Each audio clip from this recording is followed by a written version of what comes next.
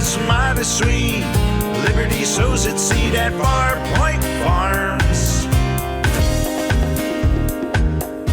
Hey everybody, what's up? It's Eric here at Farpoint Farms, and tonight I have another one of these awesome power packs. You know I love doing these reviews. Anything related to going off the grid, I'm down with. As you know, I have been moving farther and farther off the grid myself, and items like this sure do help. So let me tell you a little story about the bigger city from where I'm at. There is a town about 45 minutes away from me, all the way down to a couple of other towns, the whole area covered by an electric company. And during a deep freeze we had over the week of Christmas, these jokers decided to do rolling blackouts. No joke. Leaving people without power. Now the second the power went out, the pipes froze because there was no more flow in the pipes, and they cost all the people in the town a ton of money. Thankfully, when the power went out here at the house, I was able to flip back over to solar, power back up the well, and run a few appliances. But the router, the TV, the computer, all that stuff is run off of these things right here. So I was saved, so to speak. I love these things. I can't speak highly enough about them. They make no noise. They just do a great job of filling the void between a full-size generator and a full-size solar outfit. They're the in-between that everybody is looking for. I'm going to go ahead and unbox this thing, and we're going to check it out. It's the Ampace P600. And it's a good size one. Oops.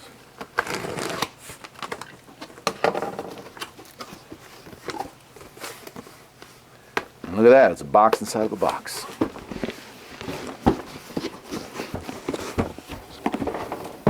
There we go. All right, let's take a look at the box. Not a lot going on in the box. I thought they might have some technical info, but it doesn't. So we'll go ahead and unbox the other box.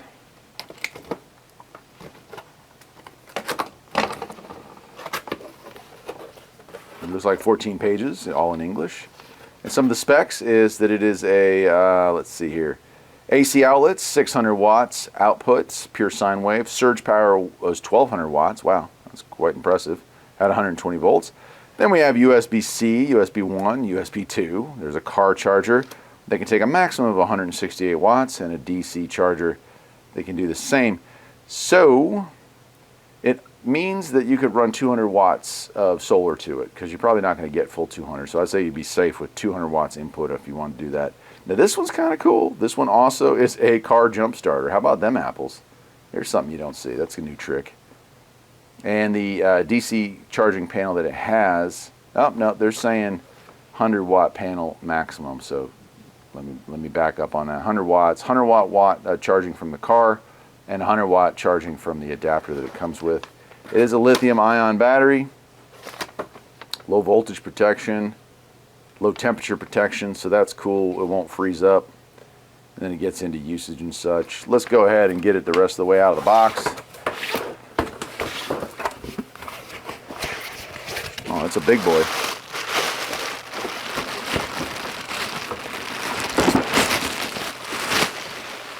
That's a big boy.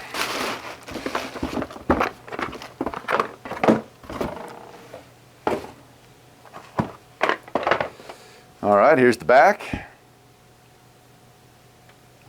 I like the look of it. Got a nice strong carrying handle. On this side we have our output fans. Keep everything cool. On this side we're having our pull in, like where it's pulling the air in. You can see kind of behind the mesh there the componentry. On the front we've got it all. So we have a jump starter spot here. That is something new. I like that. You can use this to jump a car, and I mean, I don't care how dead that car is, with a battery this big, it's starting whether it wants to or not. Then extended battery. If you want to daisy chain these, it offers the ability to do that. That is also really cool. So what we have here, you know, is an inverter. If you wanted to add extra capacity to the inverter, you could. You could just put a, well, like, I'll tell you what I could do with this.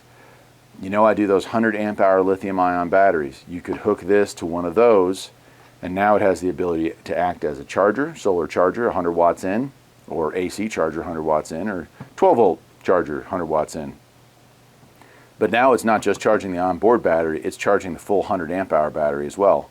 And then you have access to all the power in here, plus the extra 100 amp hours. So that is really nifty. I've not seen any of those two features on any of these products that I've looked at so far, so I like that. It does look like we have a light.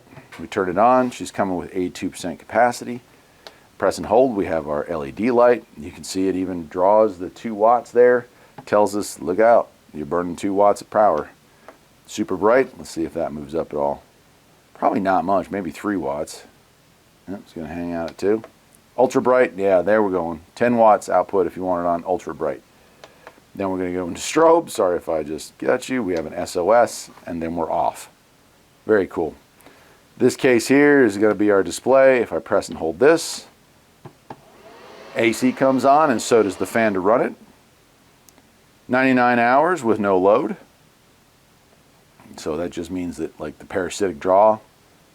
And we have a USB as well. You can see Type-C, USB, and AC are all illuminated. We can hook up our stuff.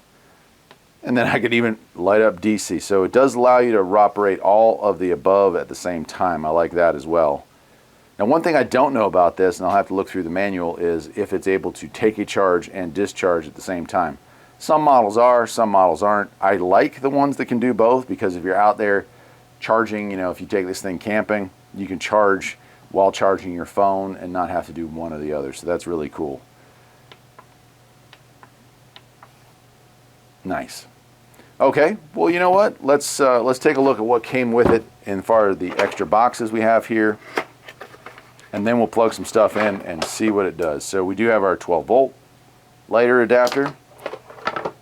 We do have a plug-in to plug directly in and charge it off of house power, shore power.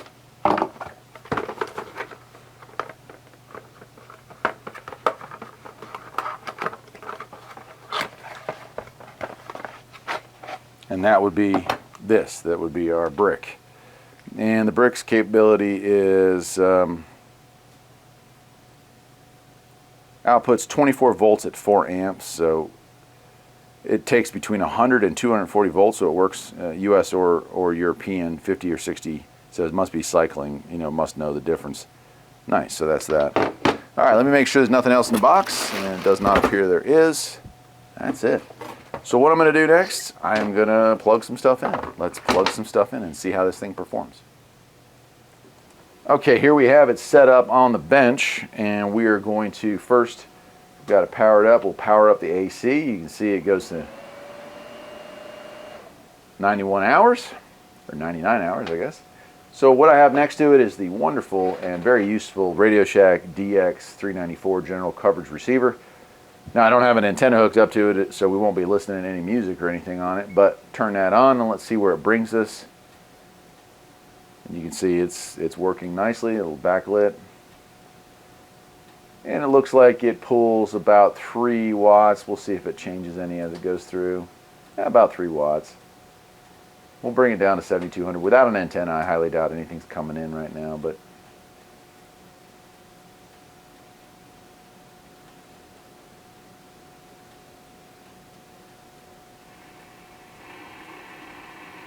nothing. So about 54 hours of runtime. One thing I do want you to notice, even though we don't have an antenna, sitting right next to it, noise floor is 0. So this thing is not creating a bunch of RF interference that's going to mess up trying to do radio communications. And for me, that makes this a really good pick for backup generation. So if there was some kind of a situation going on and you had no power and wanted to hear about the global situation worldwide, a radio like this, or any shortwave really, with wideband coverage, and a unit like this, 54 hours on an 82% charge. So figure 70 probably with a full charge, 70 hours, and you're not going to run this thing for 70 hours straight. So 3-4 hours a day, you're looking at a lot of time just to keep in touch with the world, just to hear what's going on around you off of one of these things. So that is really awesome. All right, let's see what else we can find here to plug into it. Okay, I think this is always my favorite thing to hook up because it's, you can wind this baby up and really get some heat out of it. This is a soldering iron station that I use, and I'm going to go ahead and plug that in. And of course, right out of the gate, it shouldn't do a whole lot of anything. But then I'm going to flip it on. We'll turn the temp down to nothing. Flip that on. Okay, and I'm going to crank it up. You can see the wattage now, 77 watts, 82 watts, right? It's warming up. You see that warming up real fast. So now we're down to 5.5 hours at 60 watts. So average LED TV is running about 50 watts. So you could watch, you know, pretty much a full day's worth of television. If you had a snow day, the power was out, and you had to keep the kids occupied, yeah, this would be a great way of doing that. So there it is. Pretty cool. Well, I guess that'll do it. There's not a whole lot else to talk about with this thing. It just works like they all do. And this is another option that's out there. Price-wise, it's a little better than some of the other options out there. One thing I do want to point out about these units is they've all gotten two things. They've gotten more reliable, and they seem to have come down in price. So it's a win-win for us. And if you're looking for something that that's just going to keep you safe, you know, if you have a power outage or you have an emergency need, CPAP machine, something like that, I love these things, man. And anytime any company offers to send me any of these in any size, I say yes, because I keep them and use them around the house.